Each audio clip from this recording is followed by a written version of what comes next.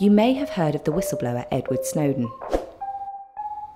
But why are his revelations so important?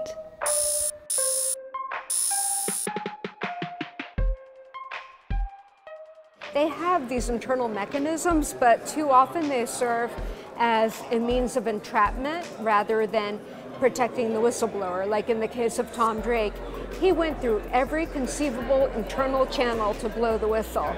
And not only did they fail to redress his concerns about government surveillance, they turned around and prosecuted him under the Espionage Act.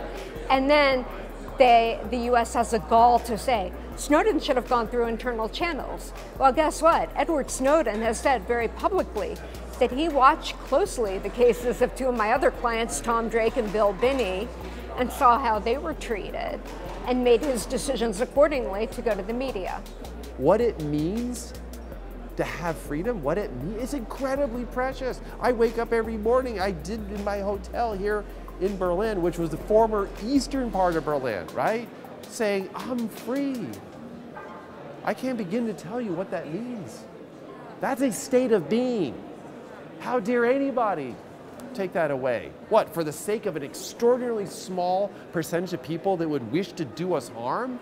We're willing to compromise the fundamental underpinnings of our own individual sovereignty, our own freedom, our own liberties, our own privacy? Can never take it for granted. So we're about to hear Snowden. And I'm acknowledging Snowden because I always hoped that Snowden would come along because the system had metastasized over the years since I blew the whistle with the fuller documentation. And he's attributed his moral agency, the choices he made, the conviction of his own conscience to me and others.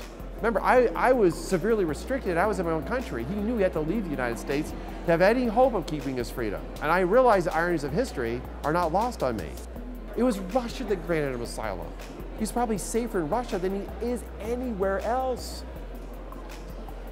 Those freedoms matter. But he's a millennial. He's at the he's on the very beginning of the millennial generation. He lives the digital age.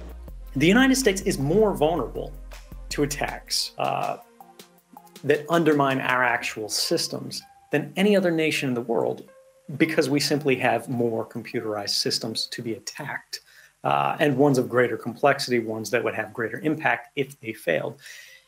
And yet at this same period, they're saying, well, we need to weaken security, not make it stronger.